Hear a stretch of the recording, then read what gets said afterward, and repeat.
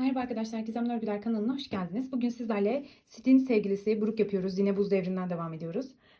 Nasıl yapıldığını, hangi malzemeleri kullandığımı açıklayacağım arkadaşlar şimdi size. Hazırsanız başlayalım. Şöyle çok tatlı oluyor. Saçlarından başlayalım arkadaşlar. Saçları için şöyle bir hardal sarısı Alize'nin Baby Best ipini kullandım. Bakın siz koton ipler kullanabilirsiniz. Bu ipler benim elimde olduğu için ben bu iplerle yapıyorum. Ve istediğiniz ipi kullanabilirsiniz arkadaşlar. Bu şekilde bir ip kullandım. Renk kodu yok maalesef. Hardal sarısı olarak geçiyor. Hardal olarak geçiyor. Metraj olarak 100 gramı 240 metre olan bir ip.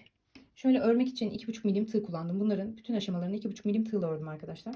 Şu burun kısmı için yine Alize'nin Cotton Gold ipinden kullandım arkadaşlar. Zaten bir alıyorsunuz uzun bir süre gidiyor. 100 gramı 330 metre olan bir ip bu. Birazcık daha ince bir ip Baby Best'lere göre. Şöyle saç için bakın şurada saç aksesuarı var. Şurası. Bunlar için Organic Kit markasının iplerini kullandım. Bunların renk kodları yok maalesef. Yapmamışlar yani. Şöyle turuncu kiremit rengi bir ip kullandım ben elbisesi için. Tokasına da koydum bir tane. Bunun da markası yok ama şöyle etiketlerini gösterebilirim. Bu şekilde gözüküyor. Organic Kit markasının. Ama siz buna yakın herhangi bir markanın ipini kullanabilirsiniz. Ya da hayal gücünüze kalmış arkadaşlar. Hangi renkleri kullanmak istediğiniz. Şöyle tokası için yine Alize'nin Baby Best'lerinden kullandım. Bu pudra pembesi olarak geçiyor. Zaten başka pudra pembesi olmadığı için bunu kolaylıkla bulabilirsiniz. Bu da beyaz arkadaşlar.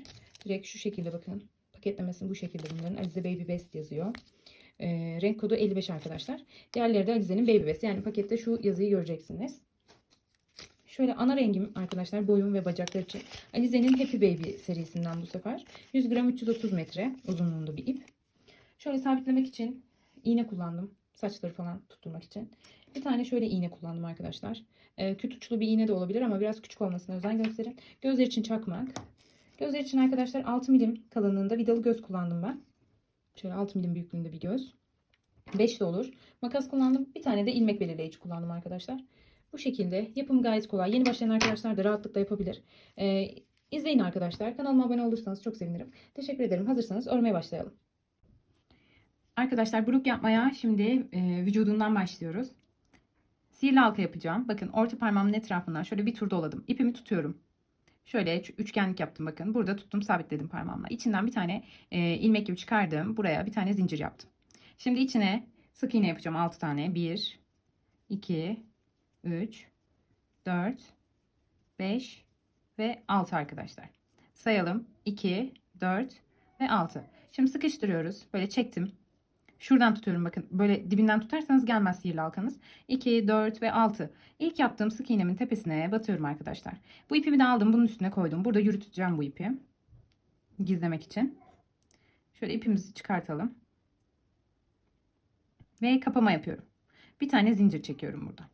Şimdi zincir çektiğim o kapama yaptığım yer var ya. Hemen dibine batıyorum. Buraya arttırma yapacağım. Yani bir deliğe 2 tane sık iğne yapmak demek arttırma.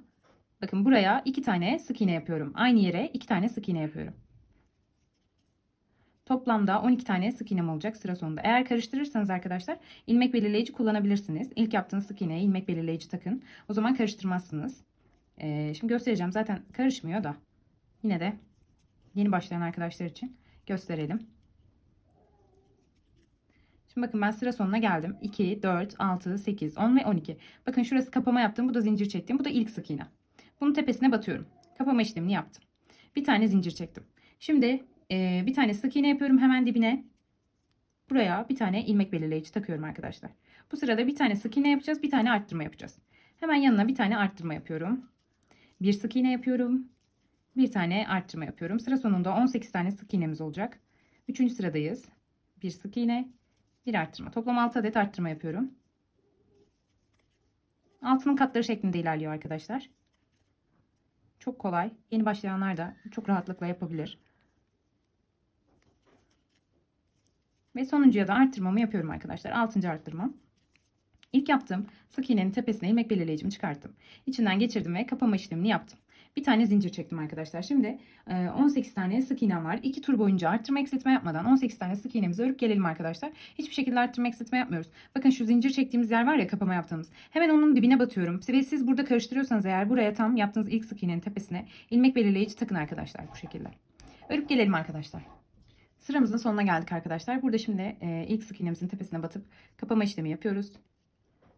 Bir tane zincir çekiyoruz. Şimdi artık 6. sırayı öreceğiz. 2 sık iğne bir arttırma şeklinde ilerleyecek ama şöyle yapıyoruz. Hemen zincir çektiğimiz yere bir tane sık iğne yapıyoruz. Yanına arttırma yapıyoruz. Onun yanına 2 tane sık iğne örüyoruz arkadaşlar. Şimdi bir tane daha arttırma yapıyoruz. Sıra sonuna kadar 2 sık iğne bir arttırma yapacağız. Burayı birlikte örelim. 1, 2, bir tane arttırıyorum. Tekrar 2 sık iğne ve tekrar arttırıyorum. 24 tane sık iğnem olacak sıra sonuna. 2 sık iğne. Bakın bir tane arttırma yaptım. Hemen yanda bakın şurada bir tane sık iğnem kaldı. Onu da örüyorum arkadaşlar. İlk yaptığım sık iğnenin tepesine batıp kapama işlemi yapıyorum. Şimdi arkadaşlar burayı birlikte öreceğiz. Bu sırada arttırma eksiltme yapmayacağız. 7. sıramızdayız. Şimdi bu sırada artık blue öreceğiz bir sıra boyunca. Şimdi blue örgüyü size göstereceğim. Bakın şurada 2 tane başağın 2 tarafı var. Bu ön taraf, bu arka taraf. Biz bu ön tarafı almıyoruz arkadaşlar. Sadece arka kısımlarını alarak ilerliyoruz. Ve bunu ilk yaptığımız şu zinciri çektiğimiz yer var ya, bakın şurası. Bunun dibinde de aynı işlemi yapacağım. Yani bunun dibine de blue şekilde öreceğim. Bunun ismi blue örgü arkadaşlar. Sadece arka tarafları alıyorum. Ön tarafları ellemiyorum kesinlikle. İkisini birlikte de almıyorum. Sadece arka kısımları 24 tane sık iğnem var. Onu o şekilde öreceğim arkadaşlar. Birlikte örelim bu sırayı. Yavaşlatıp bakabilirsiniz eğer anlamıyorsanız. Sadece arkalarını alıyorum başakların. Sadece bir sıra yapacağız bu işlemi. Buraya en son etek yapacağız arkadaşlar. Elbisesi var çünkü Brooke'un.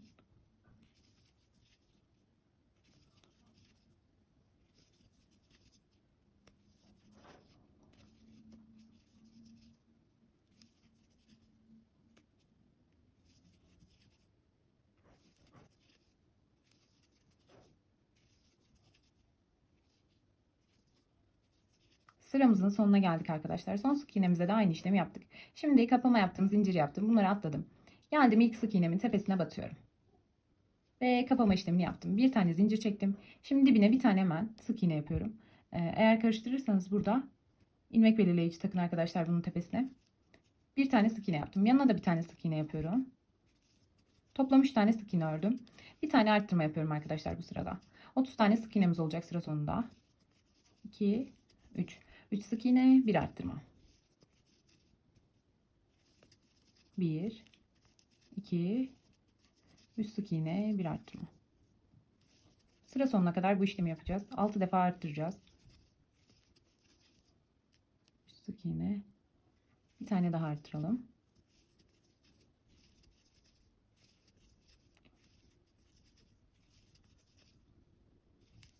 Aynı yere 2 defa batmak arttırma demek arkadaşlar. Tekrar anlatıyorum size. Şimdi sonuncu arttırmamızı da yapalım. İlk sık iğnemizin tepesine geldik. Batıyoruz ve kapatıyoruz arkadaşlar. Bir tane sık iğne yapıyoruz. Şimdi bu sırada artık 9. sıradayız. Arttırma eksiltme yapmadan 30 tane sık iğnemiz var. Onları örüp gelelim arkadaşlar. Arttırma eksiltme yapmıyoruz. Şimdi arkadaşlar kapama işlemini yapalım. 30 tane sık iğnemizi bir tur örmüştük. Bir tur daha öreceğiz bundan sonra. Şimdi bir tur ördük. Sayalım kaçıncı sıradayız. 1, 2, 3, 4, 5, 6, 7, 8 ve 9.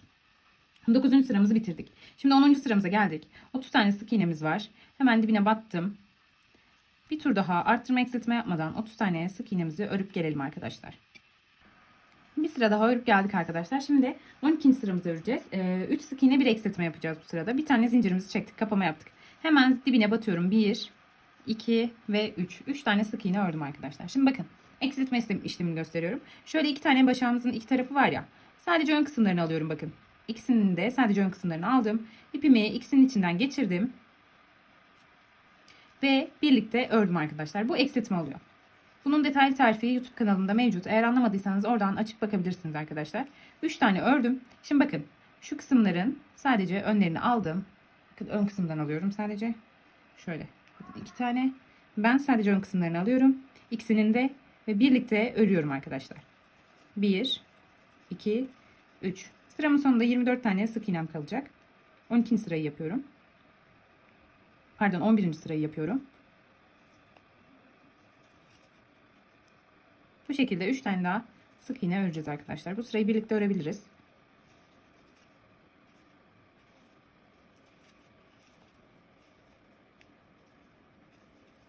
Bir, iki, üç. Bir tane eksiltiyorum. 1, 2 ve 3. Bir tane daha eksiltiyorum arkadaşlar. 6. eksiltmem. Yani sonuncu eksiltmemi de yapmış oldum. Sıramın sonuna geldim. İlk yaptığım sık iğnenin tepesine battım. Kapama işlemi yaptım. Şimdi bu sırada bir tur boyunca arttırma eksiltme yapmadan 24 tane sık iğnemiz var arkadaşlar. Onu örüp gelelim. Sıramın sonuna geldim arkadaşlar. İlk sık iğnemin tepesine batıyorum ve kapatma işlemini yapıyorum. Bir tane zincir çektim. Şimdi buraya bir tane sık iğne yapıyorum dibine. Bir tane eksiltme yapacağım. Bir sık iğne yaptım, bir eksiltme yaptım. 2 tane sık iğne örüyorum şimdi. Tekrardan bir tane eksiltme yapıyorum. Sıra sonuna kadar 2 sık iğne, bir eksiltme yapacağız. 1, 2. Bir tane eksiltiyorum. Sıra sonuna geldiğimizde 18 tane sık iğnemiz kalacak. 1, 2. Bir tane eksiltiyorum. 1, 2. Bir tane eksiltiyorum arkadaşlar. Sonuncu eksiltmemi de yaptım. Sıramın sonunda bir tane daha sık iğnem var. Onu da örüyorum ve kapatıyorum arkadaşlar. Şimdi bu sırada arttırma eksiltme yapmadan 18 tane sık iğnemizi örüp gelelim arkadaşlar. Sıramın sonuna geldim. Kapama işlemi yaptım. Bir tane zincir çektim. Şimdi arkadaşlar bir tane sık iğne örüyorum. Ve bir tane eksiltme yapıyorum. Bir sık iğne örüyorum. Bir tane eksiltme yapıyorum. 12 tane sık iğnem kalacak arkadaşlar sıra sonunda. Bir sık iğne, bir eksiltme. Bir sık iğne, bir tane eksiltiyorum. Bir sık iğne, bir eksiltme, bir sık iğne ve sonuncu eksiltmemi de yaptım. Toplam 12 tane sık iğnem kaldı. İlk yaptığım sık iğnemin tepesine batıyorum ve sıramı kapatıyorum arkadaşlar. Bir tane zincir çektim. Şimdi bu aşamada artık doldurma işlemine geçiyoruz. Gövdeyi bitireceğiz birazdan. Bir sıra daha öreceğiz. Şu anda 12 tane sık iğnemiz var arkadaşlar. Dolduralım. Bu sırada renk değiştirme de yapacağız. Boyun kısmına geçeceğiz çünkü artık. Güzelce doldurun.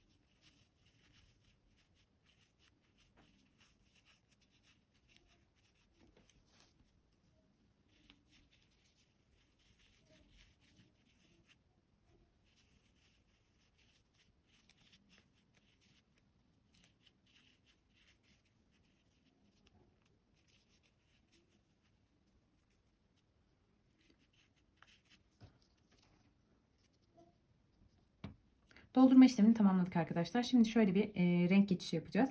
Boyun kısmına geçeceğiz sonradan.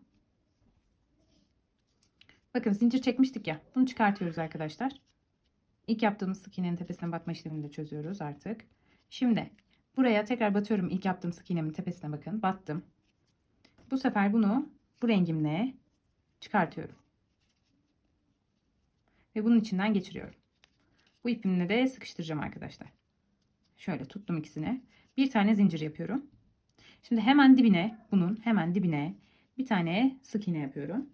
Yanına da bir tane sık iğne yapıyorum. Sonra bir tane eksiltme yapıyorum arkadaşlar. 9 tane sık iğnemiz kalacağız bu sırada. Bir tane sık iğne, bir tane daha sık iğne, 2 sık iğne, bir eksiltme yapıyorum bu sırada. Sonuncu eksiltmemizi de yapalım.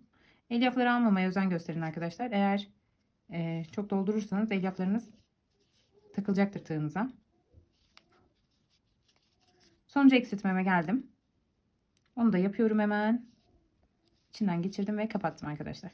Şimdi şöyle ipimi ilk yaptığım sık iğnenin tepesinden geçirip kapatıyorum arkadaşlar buraya. Bir tane zincir çektim. Şimdi şuradaki ipi kesiyorum. Artık turuncumuz kiremit rengi ipimi kesiyorum. Ve buraya ikisini birlikte iki ucu güzel bir şekilde 2-3 tane olacak şekilde bağlıyorum. Düğüm atıyorum. Bunu bunun içine saklayacağız arkadaşlar. Bunun içinde devam edecek bu. Boyun kısmına tel koymayacağız. Şimdi buradaki 9 tane sık iğnemizi arkadaşlar öreceğiz. Şöyle söyleyeyim. Bakın ben bunu sit yapmıştım daha önce. Videosu var arkadaşlar kanalımda. Bunu toplam olarak 60 sıra örmüştüm. Ama bunu birazcık daha kısa yapmak istiyorum. Kadın olduğu için hani bir tık daha boyun kısmı, boyu daha doğrusu kısa olsun istiyorum. Bunu 50 sıra bir öreceğim arkadaşlar. Siz de bir 50 sıra örün. 50 sıra örüp gelelim. Ona göre boyunu tekrar uzatıp bakabiliriz. Ya da o şekilde bırakabiliriz. Ölçü yapacağım çünkü. Bakalım örüp gelelim arkadaşlar. Ben boyun kısmını bitirdim arkadaşlar. Size 50 sıra demiştim ama ben 55 sıra ördüm. Siz de keyfinize göre artırıp azaltabilirsiniz. 55'in daha iyi duracağını düşünüyorum. Şimdi kafa kısmına başlıyoruz. Bakın kapama yaptım. Bir zincir çektim. Hemen zincir çektiğim yerin dibine 2 tane sık iğne yapıyorum. Yani şu anda 9 tane sık iğnemiz var ya. Ben hepsini arttırma yapıyorum arkadaşlar. Yani toplamda 18 tane sık iğnemiz olacak sıra sonunda. Hepsini arttırma yapacağız. Çift batıyoruz hepsine. Her sık iğneye 2 tane sık iğne yapıyoruz. Arttırma demek bu.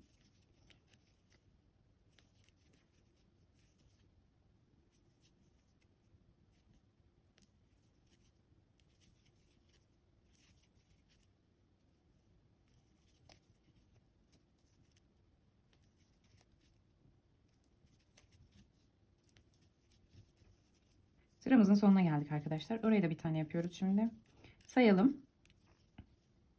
2, 4, 6, 8, 10, 12, 14, 16 ve 18. 18. sık iğnemizin yani ilk yaptığımız sık iğnenin tepesine batıyoruz arkadaşlar. Bakın kapama yaptım.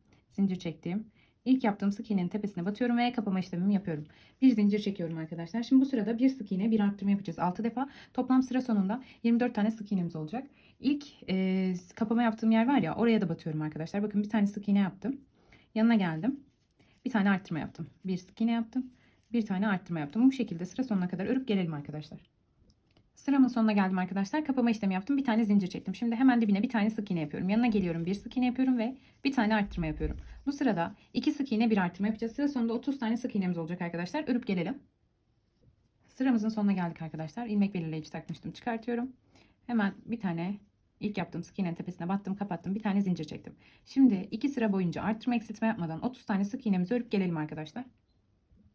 İlk sıra ördük geldik arkadaşlar. Şimdi kapama yaptım hemen. Bir tane zincir çektim. Zincir çektiğim yere bir tane sık iğne, yanına da bir tane sık iğne yapıyorum. 2 tane sık iğne yaptım. İlk yaptığım sık iğnenin tepesine karışmasın diye ilmek belirleyici takıyorum. Siz isterseniz takın, isterseniz takmayın.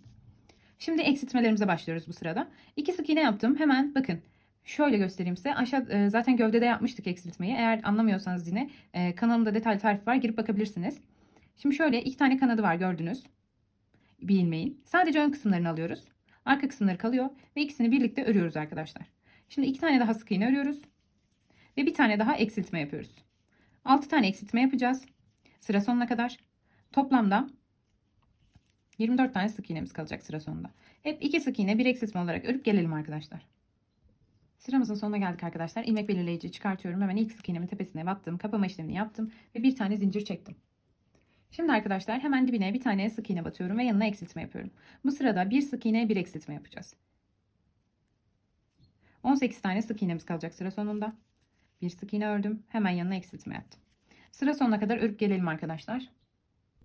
Sıramın sonuna geldim. Bir tane zincir çektim arkadaşlar. Kapama yapıp. Şimdi bu sırada hepsini eksilteceğiz. Eksiltme ile başlıyorum. Bakın zincir çektiğim yerin dibinden yine eksiltme yapıyorum. Önden alıyorum. Birinci eksiltme. 6 tane eksiltme yapacağız. İkinci eksiltme. Üçüncü eksiltme. Dördüncü eksiltme. Beşinci eksiltme. Altıncı eksiltme. Sıramızın sonuna geldik arkadaşlar.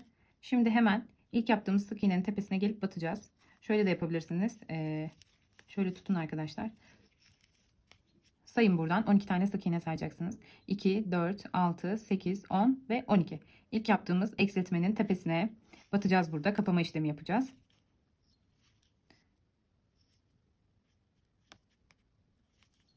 Kapattım. Bir tane zincir çektim. İpimi biraz uzun bıraktım. Şimdi doldurma işlemi yapacağız arkadaşlar burada.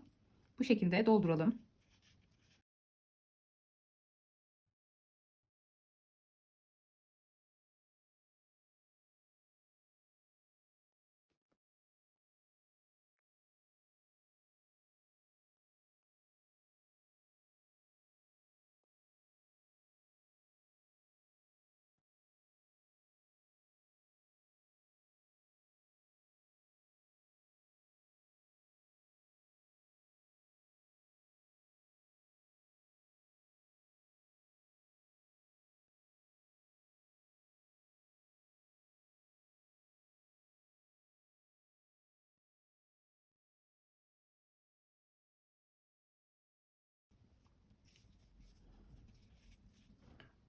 Doldurma işlemimiz bitti arkadaşlar. Şimdi 6 tane daha eksiltme yapacağız. Sonra dikiş işlemine geçeceğiz.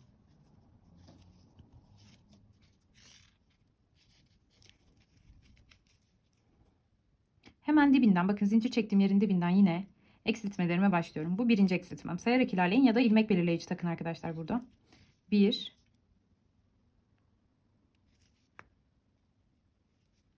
2, sadece dış kısımlarını alıyorum bakın. 3, 4,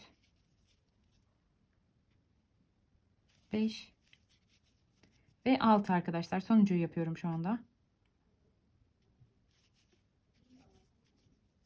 Şimdi ilk yaptığımız eksiltmenin tepesine batacağız arkadaşlar.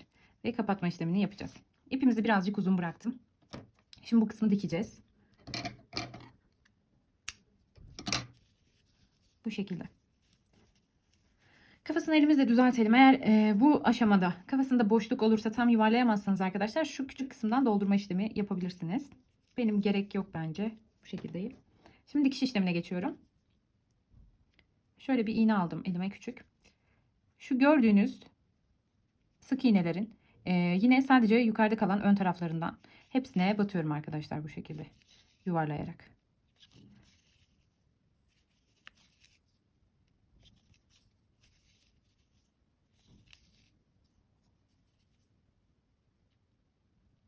Buna da batıyoruz. Ve şimdi şöyle biraz çektim. Bakın şu tam orta kısmından arkadaşlar iyice kapatmadım. Batıyorum ve çıkartıyorum alt kısmına doğru arkadaşlar. Burada birazcık sıkıştırdım. Bu şekilde gözüküyor. Bir iki tur şuradan hemen battığım yerin dibinden batarak başka bir yerden daha çıkartıyorum. Ve burada kesiyorum arkadaşlar.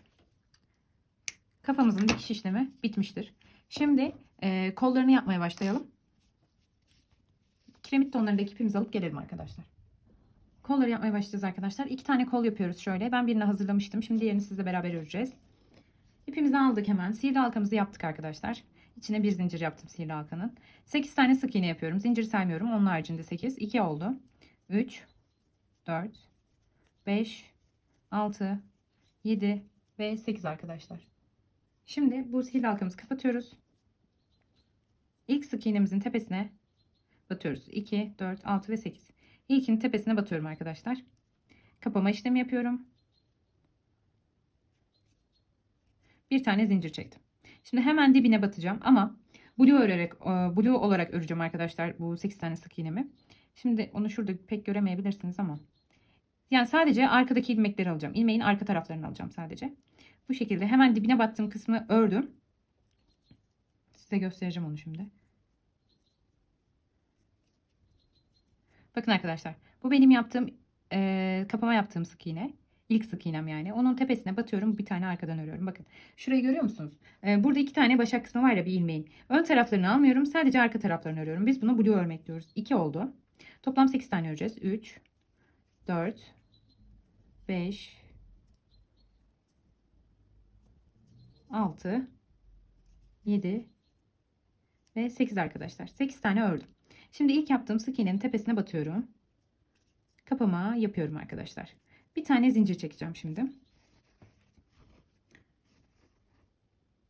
Şimdi bu sırada 2 tane sık iğne, bir tane eksiltme yapacağız. Hemen zincir çektiğim yerin dibine batıyorum. 1, 2, bir tane eksiltiyorum. Eksiltmeler sadece ön kısımları almak demekti. 1, 2 sık iğne ve bir tane daha eksiltme yapıyorum arkadaşlar. Sıramızın sonuna gelmiş oluyoruz bu şekilde.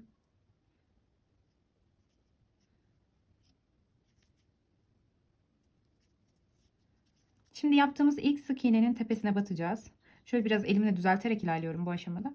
Bakın kapama yaptığımız, zincir çektiğimiz bu da ilk sık iğnemiz. Eğer karıştırıyorsanız ilmek belirleyici takın arkadaşlar. Ve içinden geçirip kapatma işlemini yaptım. Hemen bir tane zincir çekelim buraya. Çektik. Şimdi arkadaşlar 4 tur boyunca arttırma eksiltme yapmadan 6 tane sık iğnemizi örüp gelelim mi? Sıramın sonuna geldim arkadaşlar.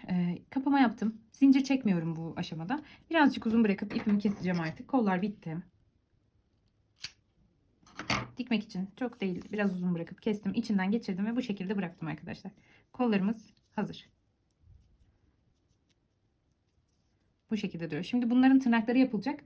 Onları birazdan yapacağız. Şimdi ayakları yapalım arkadaşlar. Bacaklara başlıyoruz. Ben şöyle bir tanesini yapmıştım. Şimdi diğerini sizle beraber yapacağız. Sihirli halka yapıyorum yine.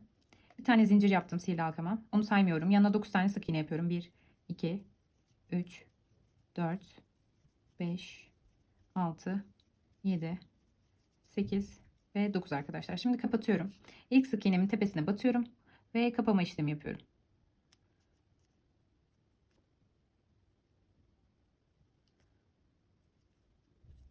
Bir tane zincir çektim. Şimdi yine blue öreceğiz arkadaşlar bu sırada da. Hemen bakın kapama yaptığım ilmeğin dibine batıyorum ve sadece arka ilmekleri alıyorum blue örmede. Sadece bakın öndekileri değil arkadakileri alıp batıyorum. Bir sıra boyunca arttırma eksiltme yapmadan 9 tane sık iğnemi blue şekilde örüyorum. Ördük şimdi arkadaşlar 9 tane sık iğnemizi blue olarak. Şimdi 3 ve 5. sıraları 3 tur boyunca arttırma eksiltme yapmadan 9 sık iğnemizi öreceğiz arkadaşlar. Örüp gelelim. Sonra eksiltme işlemine başlayacağız çünkü. Sonra da bitecek zaten bacaklar. Sıramızın sonuna geldik arkadaşlar. 3 tur arttırma eksiltme yapmadan ördüm. Şimdi 3 tane sık iğne öreceğiz. Kapama yaptım bu arada. Zincir çektim yine. 1, 2 ve 3. 3 tane sık iğne ördüm. Şimdi bir tane burada eksiltme yapıyorum. Kalan 4 tane sık iğnemi örüyorum arkadaşlar. 1, 2, 3 ve 4. Şimdi tekrar kapama işlemi yapıyorum. 3 tur boyunca 8 tane sık iğnemizi arttırma eksiltme yapmadan tekrar örüp gelelim arkadaşlar. Sıramızın sonuna geldik arkadaşlar. Şimdi şöyle ipimizi birazcık uzun bırakıyorum. Bakın burada sadece kapama yaptım. Zincir çekmedim. Dikmek için uzun bıraktım biraz. İçinden çıkartıyorum. Bu şekilde. Şuradaki ipimi artık kestim arkadaşlar. Sihirli halkadan kalan ipi. Şimdi bunu buraya koyuyorum. Şimdi arkadaşlar gözleri yapmaya başlayacağız. Bu renk ipimizle devam edelim. Alt kısmı bu renk olacak. Hemen sihirli halka yapacağız arkadaşlar yine. 6 tane sık iğne yapacağız içine. Bir tane zincir çektim. 6 tane sık iğne yapıyorum. 1, 2, 3, 4, 5 ve 6. Kapama işlemi yapıyorum arkadaşlar.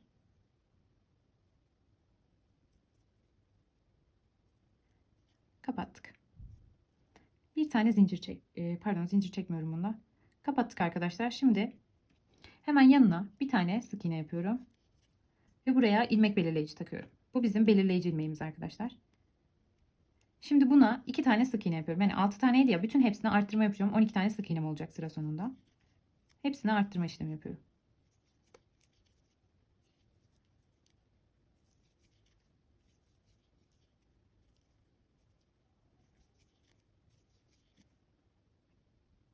Sonuncu ilmeğimin tepesine de baktım. Arttırma işlemimi yaptım arkadaşlar. Şimdi ilmek belirleyicimi çıkartıyorum. Şimdi bakın burada hemen yapıyorum tekrardan bir tane sık iğne. Tepesine ilmek belirleyicimi takıyorum. 5 tane sık iğne yapacağım. 1 oldu. 1, 2, 3, 4 ve 5. Şimdi bir tane arttırma yapıyorum arkadaşlar buraya. Tekrardan 5 tane sık iğne örüyorum. 1, 2, 3, 4 ve 5. Şimdi bir tane arttırma yapıyorum. Sonuncu sık iğnemin tepesine batıp. Şimdi bir sıra boyunca arttırma eksiltme yapmadan 14 tane sık iğnemizi öreceğiz arkadaşlar. Sonra bitiyor. Gözün beyaz kısmına geçeceğim. Örelim birlikte bunda. 2, 3, 4, 5, 6, 7, 8, 9, 10, 11, 12, 13 ve 14 arkadaşlar. Sıramızın sonuna geldik. Buradaki ilk sık iğnemizin tepesine batıyoruz. İlmek belirleyiciyi çıkarttım. İçinden geçirip kapatıyoruz. Biraz uzun bırakıyoruz çünkü bununla dikme işlemi yapacağız. Gözü kafaya dikeceğiz. İçinden geçiriyorum arkadaşlar. Şu kısmı da şöyle çok kısa olmayacak şekilde kestim. İçine yerleştireceğim çünkü bu şekilde. Şimdi bu gözümüzü düzelteceğiz arkadaşlar azıcık. İğneme geçirdim ipimi. Hemen geldim bakın 1 2 yanına geldim. İkinci sık iğnenin tepesine battım. Ve bakın bir tane bırakıyorum ve hemen yanındakine batıyorum. Bu şekilde kapatıyorum. Şimdi beyaz kısma başlayalım gözde.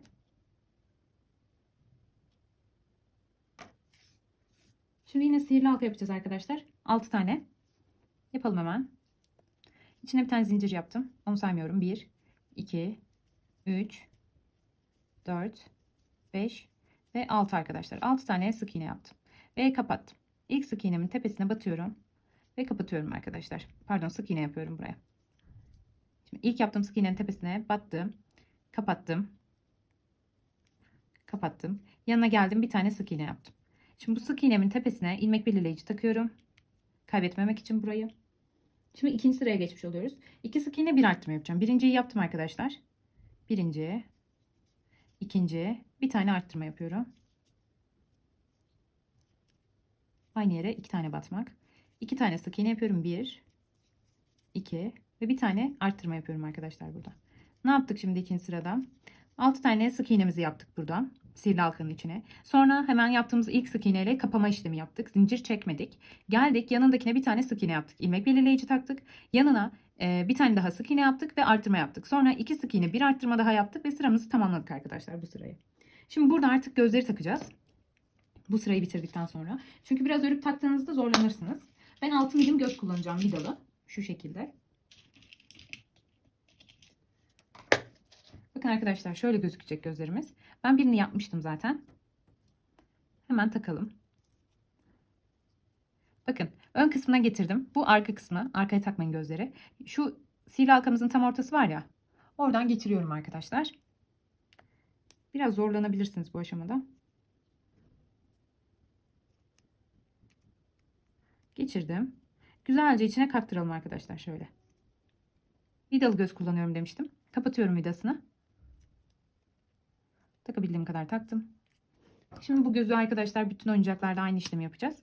Yakıyoruz arka kısmını çakmak yardımıyla. Erittik ve şöyle bastırıyoruz. Tamamdır arkadaşlar. Şimdi bu aşamada şöyle alalım. Toplamda 8 tane sık iğnemiz var şu anda. Bu 8 tane sık iğneyi arttırma eksiltme yapmadan 2 tur boyunca öreceğiz. Her seferinde bakın, şu ilk sık iğnemiz var ya bizim. Şuradaki. Batalım ona. İlk sık iğnemizin tepesine batıyoruz her zaman. Oraya hep ilmek belirleyici takıyoruz arkadaşlar. Biraz içe dönük olduğu için zorlanabilirsiniz bu aşamada. Yavaş ilerleyin. Birkaç tane ilmek sayınızda fazlalık olursa sorun olmayacaktır, merak etmeyin. Şimdi arkadaşlar hafif şöyle açtırarak ilmeklerimi görmeye çalışıyorum, sık iğnelerimi. Burayı birlikte örelim, sizin de yanlış olmasın arkadaşlar. Bakın, gözüküyor zaten hepsi. Gördünüz mü? Şunlara batıyoruz. Şöyle 2 oldu. Sayarak ilerleyin. 3 oldu. Her birinin tepesine bir tane batıyorum. 4, 5, 6, 7 ve 8. arkadaşlar. 8.'ye de batalım. Bu sırayı tamamladık. Şimdi bir sıra daha arttırma eksiltme yapmadan öreceğiz. Bunu çıkartıyorum. Ve birinciyi ördüm. İlmek belirleyicimi tekrar takıyorum buraya. İkinciyi öreceğim. 2, 3, şöyle 4. Şu dördüncüyü yaptıktan sonra arkadaşlar bunu içe doğru kaktırıyorum. Burası biraz sert olduğu için zorluyor gerçekten. Ama en zor kısmı inanın burası. Açtıktan sonra şöyle geriye doğru açıp gözü ortaya çıkartıyoruz. Böyle gözükecek. Örmeye devam edeceğiz arkadaşlar şimdi kaldığımız yerden. Şuradaki ipi kesebiliriz. Sihirli halkanın ipiydi o. Çok aşırı da dipten kesmedim. Bakın birazcık kaldı. Kalan sık iğnelerimizi de örelim. Sonra bir sırada eksiltme yapacağız ve bitecek zaten gözümüzün beyaz kısmı. Burayı da örüyorum. Burayı da ördüm. Şimdi artık eksiltme yapacağız arkadaşlar. Hepsini eksilteceğim. Şu birinci eksiltmem. 4 tane eksiltme yapıyorum. 1. İlmek belirleyici isterseniz takın ama 4 tane saydığınızda zaten yanına denk gelecek. Takmanıza gerek yok. 2. 3. Bu da 4. arkadaşlar. Ve sonuncu. Aynı zamanda. Çıkartıp yapıyoruz. Şimdi ipimizi keseceğiz. Biraz uzun kesiyorum. İpi kahverengi kısmı bununla dikeceğiz.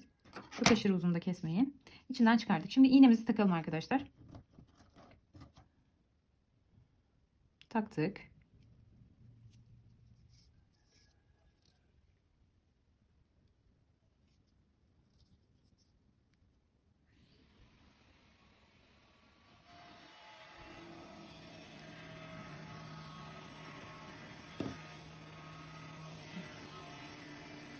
Şu etrafından alarak dikiş yapıyoruz arkadaşlar. Bakın.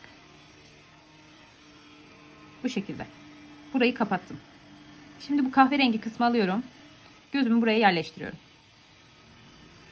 Şimdi buradan etrafını dikeceğim arkadaşlar. Şuradan tek kısımlarını alıyorum. Bunun da şu alt kısımlarından alarak bakın dikiyorum. Hepsine batacağız arkadaşlar.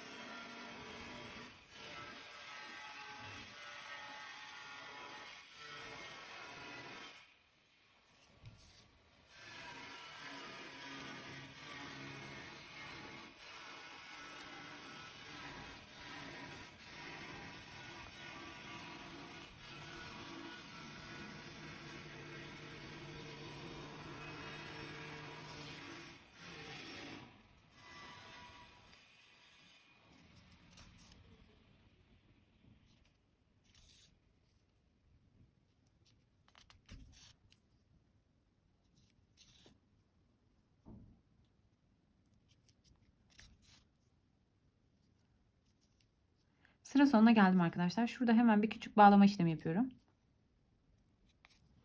Batıyorum, içinden geçiriyorum ve ikisini şöyle bağladım sadece. Hemen battığım yerin dibine batıyorum. Şuradan çıkartıyorum arkadaşlar. Herhangi bir yerden rastgele çıkarttım. Burada artık ipimizi kesiyoruz. Dibinden keselim. Şöyle içeriye geri kaktırdım. İkinci gözümüz de hazır arkadaşlar. Bu şekilde gözüküyor. Gayet güzel oldular. Şimdi arkadaşlar çiçeklerine başlayacağız. Önce burnu yapalım. Durun. Burnu unuttuk. Burnunu biraz kırmızı bir burnu var. Ama kahverengi yapalım ya. Kahverengi yapıyorum arkadaşlar. İstediğiniz renklerde yapın. Mor da yapabilirsiniz. Ama bence kahve daha tatlı duracak. Kırmızı da olabilir. Aslında hafif böyle kırmızımsı bir burnu var. Ama neyse bu renkte yapalım. Acı kahve de güzel durur. Uyumlu olsun istiyorum biraz. Hayal gücünüze kalmış. Bir tane sık iğne yaptım. Sihirli halkamın içindeyim. Sihirli halkama 6 tane sık iğne yapıyorum. 2 oldu. 3, 4, 5 ve 6. Sıkıştırma işlemi yapıyorum arkadaşlar. Kapattım. Şimdi ilk yaptığım sık iğnemin tepesine batacağım. 2, 4 ve 6. İlkinin tepesine batıyorum. İçinden geçirdim. Hemen kapatma işlemimi yaptım arkadaşlar. Bir tane zincir çekiyorum. Hepsinin tepesine arttırma yapıyorum. Hepsini arttırıyorum arkadaşlar. 2 tane batıyorum bütün sık iğnelere. 6 taneydi. Şimdi 12 tane sık iğnemiz olacak sıra sonunda.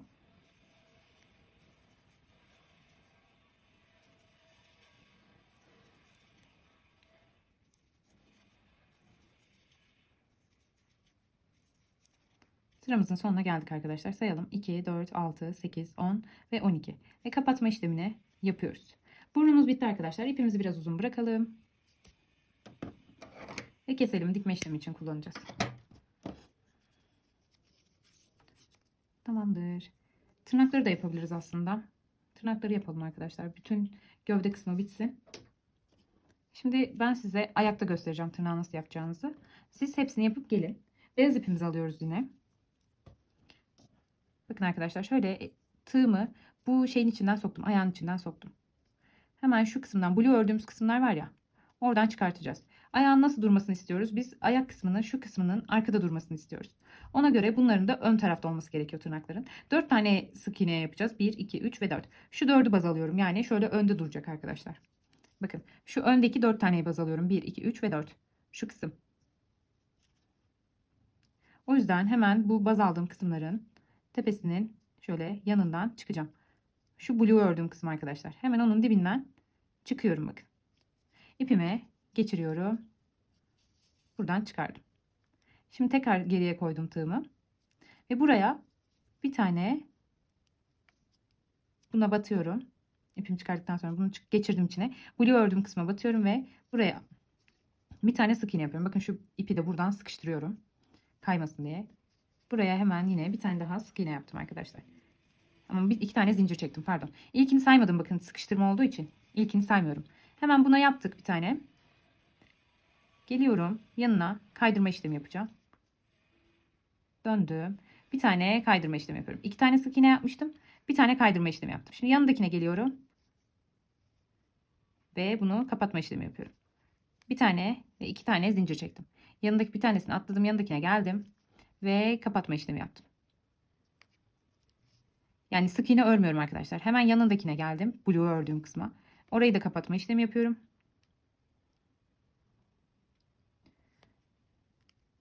Buraya bir tane kapatma işlemi yaptım. Bir, iki tane zincir çektim. İlk çektiğim zinciri atlıyorum. Yanındakine geliyorum ve kapatma işlemi yapıyorum.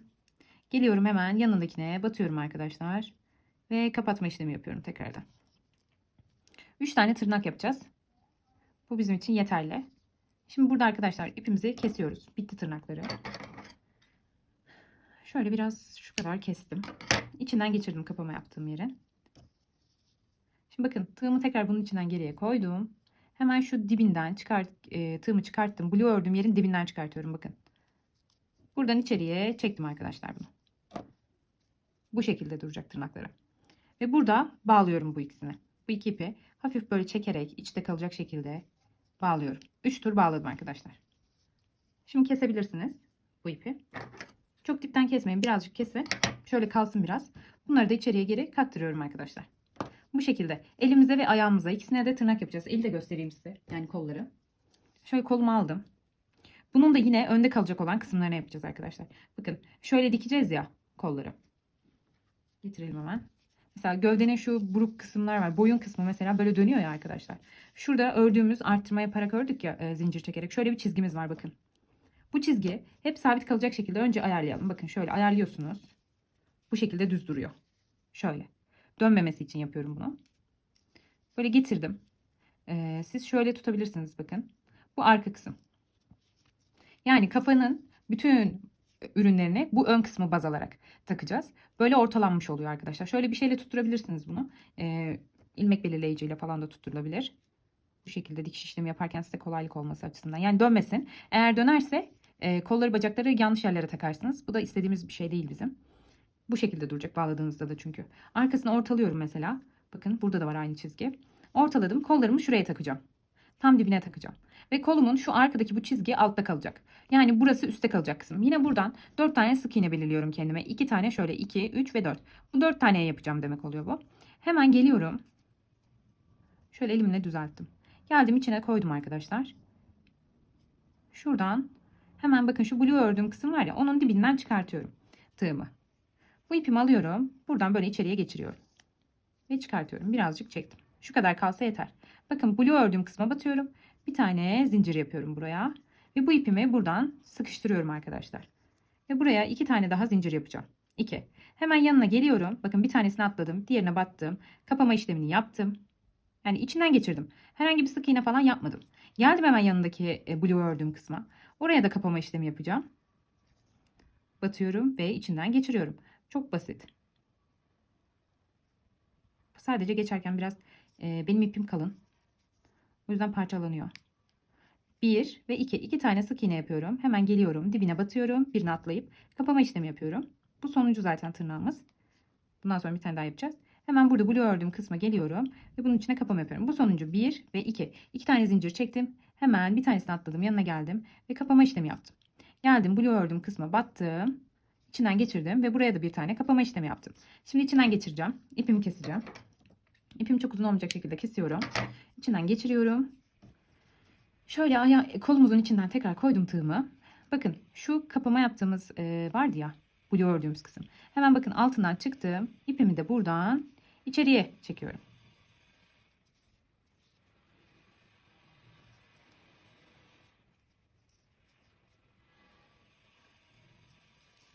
Çektim arkadaşlar. Parçalanıyor biraz. 2-3 turda çekebilirsiniz. Bir şey olmaz.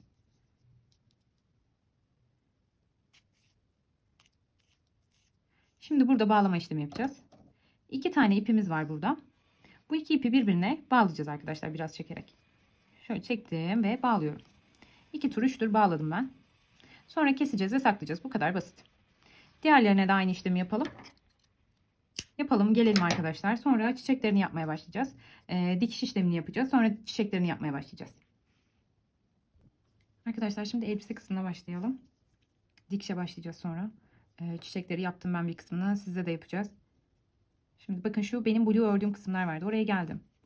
En arkasındayım. Bakın orta çizginin olduğu yerdeyim.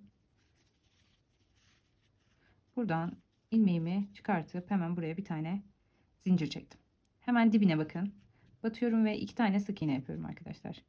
1 ve 2.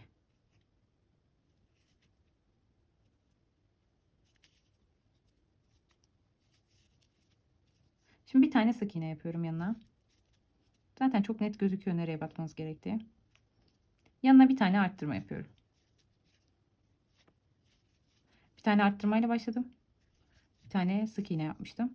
Şimdi bir sık iğne bir arttırma şeklinde bu ördüğümüz kısımların hepsine batacağız. Blue ördüğümüz yerlerin. Bir tane sık iğne yapmıştım. Bakın burada bir tane arttırma işlemi yapıyorum.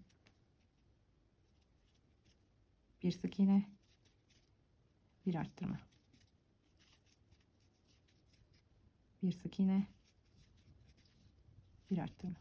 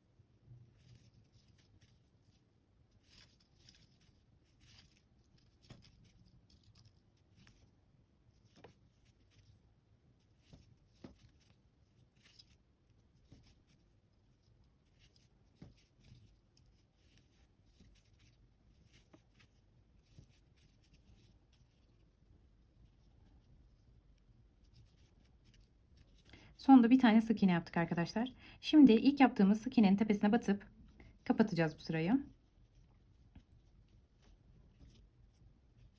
Kapama işlemimi yapıyorum ve bir tane zincir çekiyorum arkadaşlar. Şimdi bir sıra arttırma eksiltme yapmadan bir örüp gelelim, uzunluğuna bakalım, ona göre tekrar devam ederiz arkadaşlar. Bir sıra ördüm arkadaşlar sık iğnelerimi, arttırma eksiltme yapmadım. Şimdi bir sıra daha örelim, sonra bitirelim arkadaşlar. Çok fazla da uzun olmasın. Aslında normalde daha uzun, aklımda farklı bir proje de vardı ama yeni başlayanlar da örsün istediğim için çok zorlamak istemiyorum. Belki ileriki zamanlarda onu da paylaşabilirim sizlerle. Şimdilik böyle hepsini örelim bir tur. Daha toplam 2 tur örmüş olduk arkadaşlar. Arttırma eksiltme yapmadan.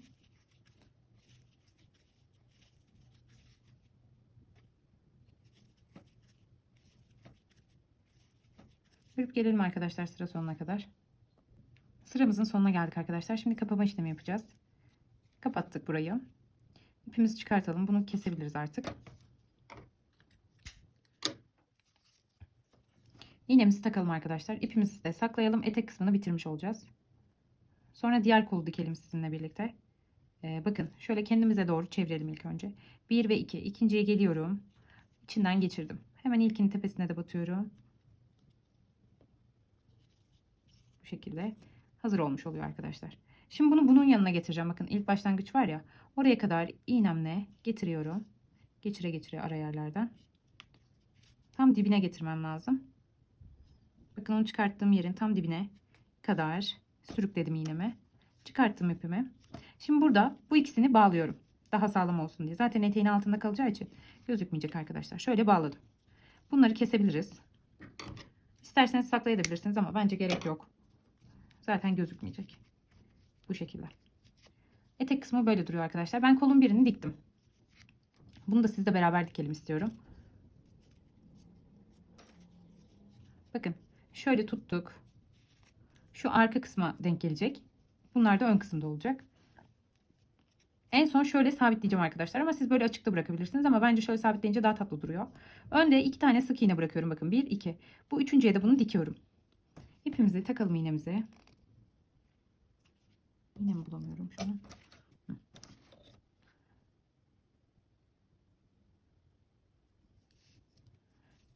İpimi taktım. Şimdi bakın, 1 ve 2 bıraktım. Üçüncüye geliyorum ve batıyorum arkadaşlar. Tek kısmına batacağım. Dibinden batıyorum. Bu şekilde. Şu kafa kısmına. Bunu buraya sabitleyeceğiz şimdi. Bakın, şöyle ikili ikili alarak ilerliyorum burada. Karşılıklı şekilde alarak ilerliyorum.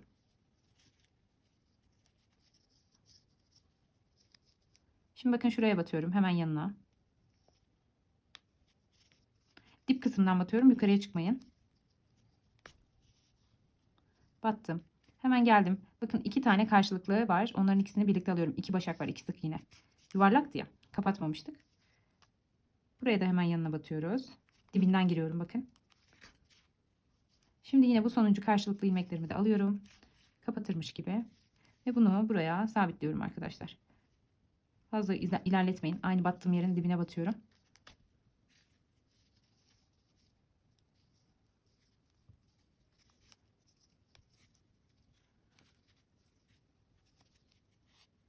Tamamdır.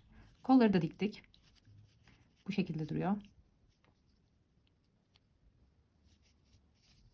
Şu kısmı da bir daha sabitlediğimizde tamam olacak.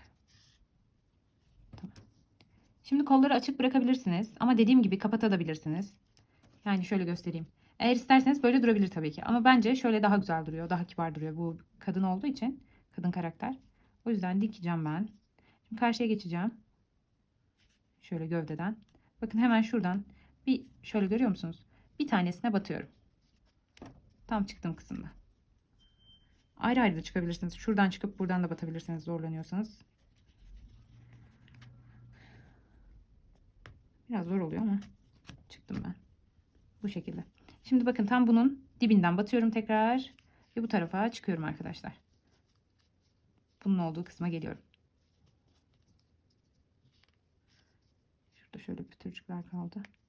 Bunları da çekiştireceğim.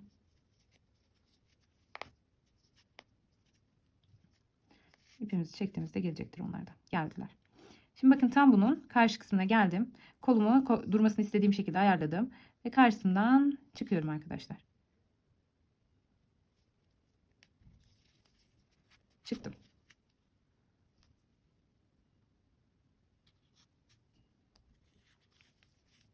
Şimdi buraya da geldim. Bakın, burası nasıl denk geliyorsa battım. Bu şekilde. Bunu buraya sabitledim arkadaşlar. Sonra dibine de batıyorum. Herhangi bir şu alt kısımdan çıkartıyorum iğnemi. Şimdi buraya sabitleyeceğim. Bakın, şu alt kısma iğnemizi batıralım. Bakın, hemen çıktığım yerin dibine batıyorum. Burası önemli. Dibine battım. Şu yuvarlağın içinden de geçirip ipimi sabitliyorum. Hemen dibine batıyorum ve karşıdan bir yerden çıkartarak rastgele saklamış oluyorum arkadaşlar. Ve kesiyorum burada. Şimdi kollar havaya kalkmamış olacak. Böyle daha kibar duracak. Siz de böyle yapın. Şimdi ayakları dikiyoruz arkadaşlar. Ben birine diktim. Şöyle gözüküyor bakın. Şu orta yuvarlak kısım var ya, onun yanlarına dikiyorum. Hemen göz kararı ayarladım. Ölçü vereyim size. Yuvarlak kısım var. Yuvarlak kısımdan 1, 2. İkinciye böyle bitişine dikiyorum. Birin bitişine aslında ikincinin başlangıcı oluyor. Yuvarlak kısmı saymıyorum. Burayı saymadım. Ve 1, 2. Eğer bunu da sayarsak 1, 2, ikincinin bitişi, bunu saymazsak birincinin bitişine arka kısım geliyor. Ön kısım da aynı şekilde yine birincinin bitişine. Yani şu ikinci halkanın etrafına dikmiş olduk arkadaşlar.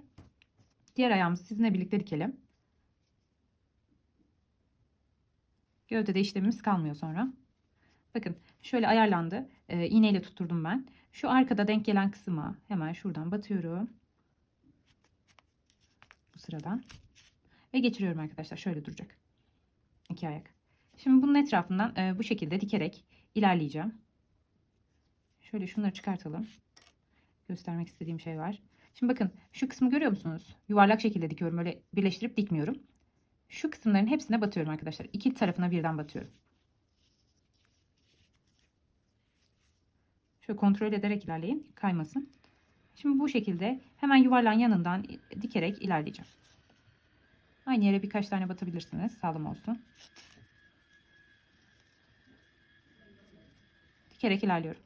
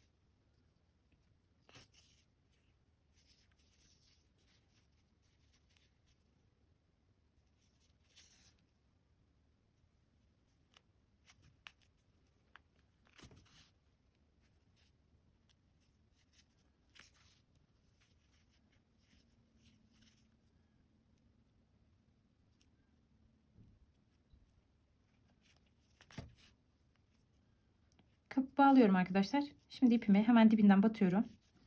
Şöyle herhangi bir yerden rastgele çıkartıyorum. Saklama işlemimi yapacağım. Ve kesiyorum arkadaşlar dibinden.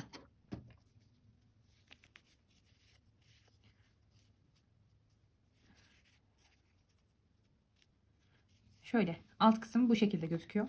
Şimdi kafa kısmına geçeceğiz. Şimdi gözlere geçtik arkadaşlar. Ben birini diktim. Diğerini sizle beraber dikelim. Şöyle duracak. Bu ikisi arasında 13 tane ilmek bıraktım ben. Dikelim arkadaşlar. Rastgele yerleştirdim bu arada. Şuradan sayabiliriz. 1, 2, 3. Şöyle 3'ün bitişi 4'ün başlangıcına denk gelecek. Bunu da aynı şekilde yaptım. Çok da fark etmiyor bu arada bu. Şu aşağıdan giriyorum. Ve çıkartıyorum bunu. İğneyle tutturursanız kolay dikersiniz. Yandan aldım arkadaşlar bakın. Yan kısmından alıyorum. İğnenin olduğu kısımlardan çıkartıyorum. Ve bunu buraya sıkıştırıyorum. Şimdi arka tarafına geçtim. Arka tarafta şu uç kısım var ya. Oradan alacağım bir tanesini. Ve şu arka kısma, kafa kısmının olduğu, şu hemen nereye denk geliyorsa aldığımda oraya batıyorum. Şöyle çıkartıyorum. Şimdi şu yan kısım var. Orayı dikeceğiz. Bakın şöyle alt kısımdan giriyorum yine. Şuradan alttan alarak, kafadan da batarak ilerliyorum buraya. Şimdi bir tane gözden alıyorum arkadaşlar. Şu bakın şu üst kısımdan almıyorum kesinlikle. Alt kısımdan alıyorum. Şu alttan alabilirim. Şimdi bakın şuradan tekrar gözün olduğu yere geldim. Önce şuraya batıyorum. Bunu bir sıkıştırıyorum. Tekrar şuradan alıyorum. Şu kısma batıyorum. İlerletiyorum şimdi birazcık alt kısımdan. Arkaya getirdim. Arkada ilmeğimi bağlıyorum artık ipime. Şöyle yaptım. Ve bunun içinden geçiriyorum arkadaşlar. Şimdi ipimi saklayabilirim. Güzelce sıkıştırdım. Hemen dibinden batıyorum. Rastgele kafanın bir yerinden çıkartıyorum. Şu şekilde. Şimdi kesebilirim arkadaşlar. İğnemizi çıkartalım. Bu şekilde duracak. Şimdi burnu dikelim. Kafa tamamen bitsin. En son çiçekler kalsın. Şöyle bir burnum var. Şu sihirli halkadan olan uç kısmını kesiyorum. Burnu tam ortaya yerleştiriyorum arkadaşlar. Gözlerin tam ortasına. Bir tık yukarıya yapıyorum. Buraya ağız yapacağız çünkü. Bakın şöyle. Şöyle yukarıya yaptım birazcık. İğneliyorum burada.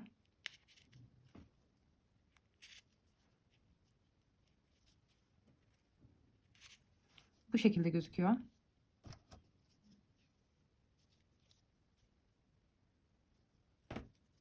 İğnemize takalım ipimizi ve dikelim arkadaşlar. Etrafından alarak dikeceğim. İkisini birlikte alacağım şu şekilde.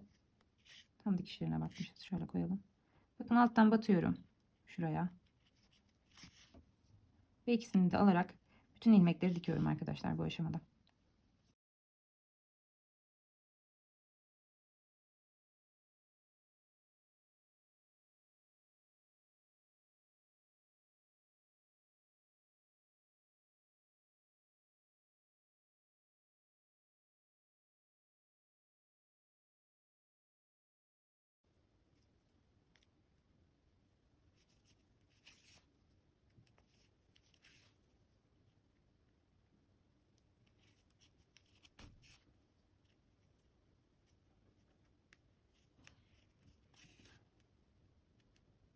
çekiyoruz arkadaşlar.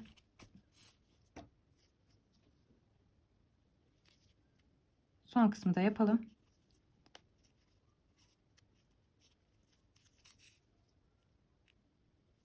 Ve kapatalım burada.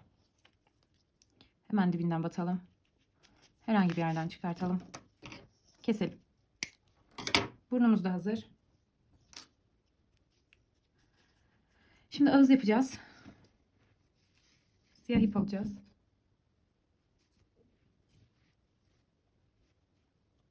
Şöyle siyah ipim var arkadaşlar. 2 kat bu. Eğer ipiniz 4-5 katlıysa 2 kata düşürün. Şimdi şuradan giriyorum, bakın gözün yanından. Şu kısma çıkıyorum. Tam şuraya. Çıktık. Buradan tutuyoruz. Burayı biraz uzun bıraktım. Bağlayacağız. Bakın şöyle gülen bir surat yapacağız. Bir tık aşağıda olmasını istiyoruz. Şu şekilde duracak. Tam bunun karşısına batıyorum arkadaşlar. Tam şu karşısına bakın. Aynı sıraya denk gelecek. Battım buradan. Şuradan tam ortadan çıkıyorum. Buraya sabitleyeceğiz bu ağız kısmını. Şimdi hemen bunun dibinden tekrardan batıyorum. Ve şu bakın ilk battığımız yerdeki ip var ya, onun dibinden çıkıyorum. Bu şekilde ağız kısmını sabitlemiş olduk arkadaşlar. Böyle duruyor. Şimdi bakın arkadaşlar, şurayı bağlıyorum bu iki ipi birbirine. Çok aşırı sıkmayın, ağız kısmı bozulmasın. 2 tane düğüm atın ama çözülmesin. Şimdi düğümlerimi attım. Hemen dibinden batıyorum. Şöyle kafanın bir kısmından çıkartıyorum. Ve burada artık ipimi kesip saklıyorum arkadaşlar.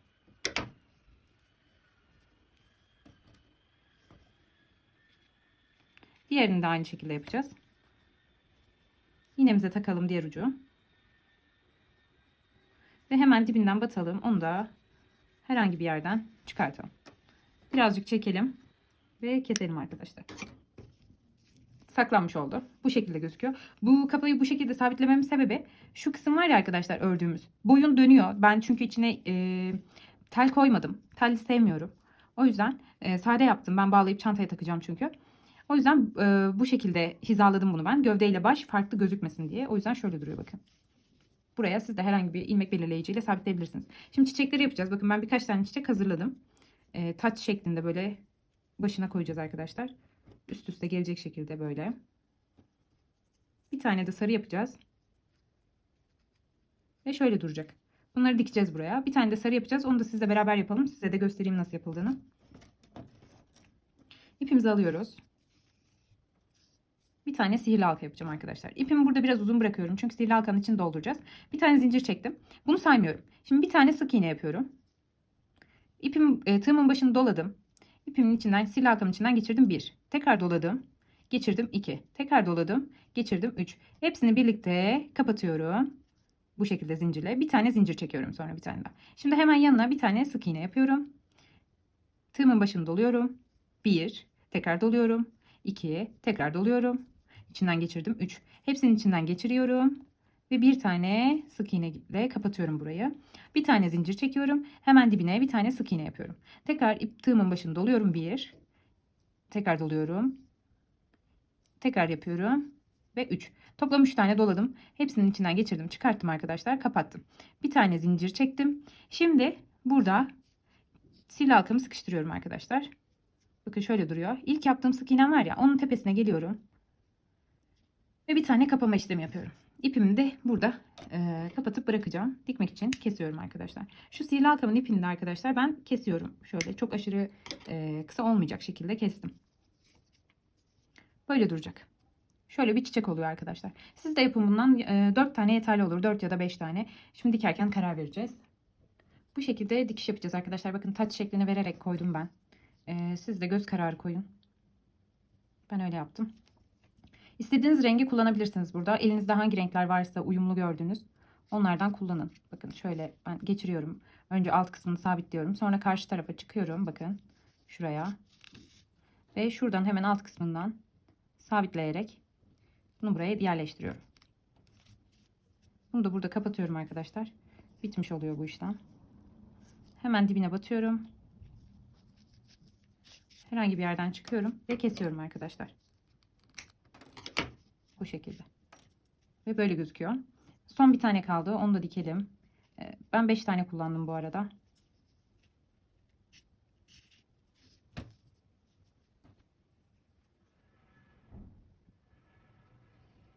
Aslında turuncu da kullanmak istedim ama kiremit rengi var zaten diye turuncu kullanmadım. Bakın önce şu arka kısmını sabitleyelim. Şimdi hemen karşı tarafa çıkalım şuradan. Buradan çıkıyoruz. Ve yukarıdan da alt kısımdan sabitliyoruz. Ve buraya düğüm atıyoruz. Hem sabitliyoruz hem düğümünü atmış oluyoruz. Sıkıştırıyoruz arkadaşlar.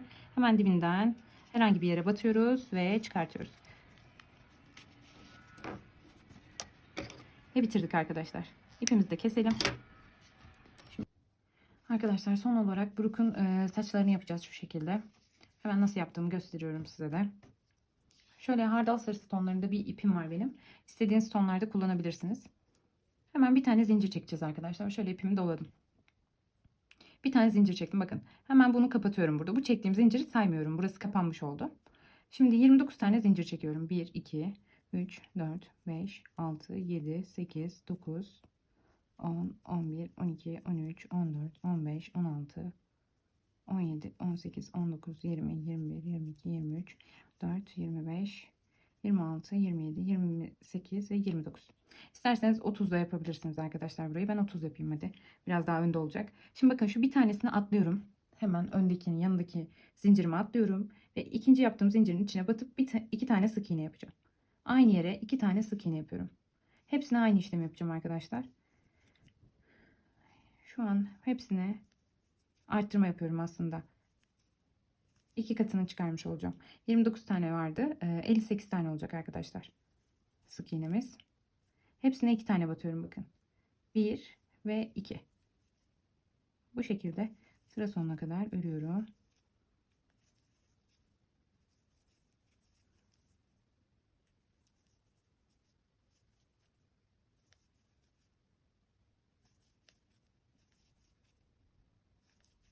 Sık iğne olarak arttırıyorum arkadaşlar. Siz de öyle yapın. Ama daha kalın bir saç isterseniz, eğer hani bukleler daha geniş olsun isterseniz, o zaman yalancı trabzan yaparak yapabilirsiniz ya da ikili trabzan yapabilirsiniz. Trabzan yaparak yapabilirsiniz. O size kalmış arkadaşlar, ama bence ince bukleler daha güzel duruyor. O yüzden ben öyle yaptım.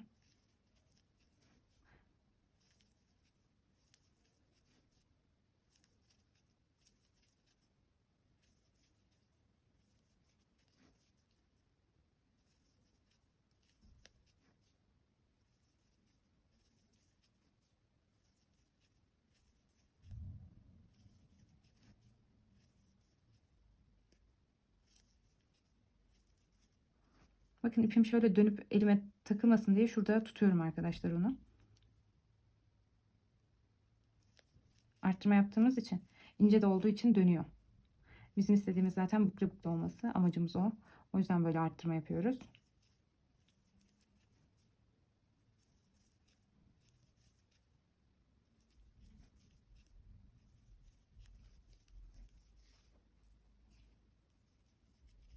Son bir tane kaldı arkadaşlar. Ona da yapalım. Sıramızın sonuna geldik arkadaşlar. Şimdi ipimizi birazcık uzun bırakıp keseceğiz. Çok uzun bırakmanıza gerek yok. İçinden çıkardım. Zincir falan çekmedim arkadaşlar bu aşamada. Şimdi bakın şöyle duruyor bukleler. Bunu düzeltiyoruz bakın. Şu tarafa doğru dönük ya. Böyle hepsini çeviriyorum bakın elimle. Bunu da çeviriyorum. Böyle çevire çevire elimde düzeltiyorum arkadaşlar. Çok kolay bir şekilde düzeliyor zaten. Böyle oluyor. Bu aşamaya geldikten sonra artık kafasına monte edeceğiz. Bunları takacağız. İsterseniz çiçeklerini sonradan da yapabilirsiniz, ama bu şekilde ayarladığınızda arkaya bunları takmak daha kolay. Zaten gözükmüyor taktığımız kısımlar. Bakın benim bunun yeri şurası arkadaşlar. Şurada bir boşluğum var. Bunların hepsini ben böyle etrafına, yani rastgele gelişigüzel yerleştirdim. Sadece şu hemen gözün arka kısımlarına yapmaya özen gösterdim. Birer tane, şu yandan güzel dursun diye. Şimdi buraya takacağız. Bakın arkadaşlar, şuradan hemen ilmeğin içinden takmak istediğim yerden, hatta şu yukarıya takalım bunu biraz daha. Buradan çıkartıyorum. Böyle geçirdim. Rastgele bir yerden aldım arkadaşlar. İki ucunu birden tuttum bakın. İkisini birden bunun içinden geçiriyorum. Bu şekilde. Şimdi bunu buraya bağlayacağım arkadaşlar. Düğüm yapacağım 3 tane. Şöyle sıkı bir şekilde yapıyorum düğümlerimi. 2 tane de yeterli olur buna. Biraz önde. Bir tane daha yapalım. 2 oldu. Sağlam olsun diye 3 yapıyorum. Şimdi ipimizi saklayacağız arkadaşlar. Sonra da keseceğiz. Bakın aldım. İğneme geçirdim. Hemen şu battığım kısım var ya, bağlama yaptığım kısım. Hemen bakın şuradan, onun dibinden batıyorum. Kafanın herhangi bir yerinden çıkartıyorum. Bunu da çıkartalım. Batıyorum arkadaşlar herhangi bir yerden. Bunu da çıkartıyorum. Bu şekilde. Şimdi iplerimize bakın. Bu aşamada böyle düz bırakıp hemen buradan keserseniz ipiniz dışarıda gözükecektir. Hafif şöyle bastırın arkadaşlar. Bastırın ve o şekilde kesin. Yani yukarıya doğru çekiyorum bakın birazcık. Olduğu gibi değil de. Ve sonra dibinden kesiyorum. Bakın bu şekilde gözükmüyor. Buruk bitti arkadaşlar. Şöyle düzeltelim saçlarını da bakın. Şu aşamada şöyle biraz açtırıp düzeltebilirsiniz. Böyle gayet şirin duruyor. Videolarımı buraya kadar izlediyseniz kanalıma abone olup bana destek olursanız çok sevinirim. Aboneye ihtiyacım var. Daha çok video için abone olun lütfen. Ben de daha fazla video çekeyim. Eğer istediğiniz bir video varsa, çekmemi istediğiniz, yorumlar kısmından iletişime geçebilirsiniz benimle. Takıldığınız bir yer olursa oradan iletişime geçebilirsiniz. Buraya kadar izlediğiniz için teşekkür ederim. Beğeni ve yorum yapmayı unutmayın lütfen.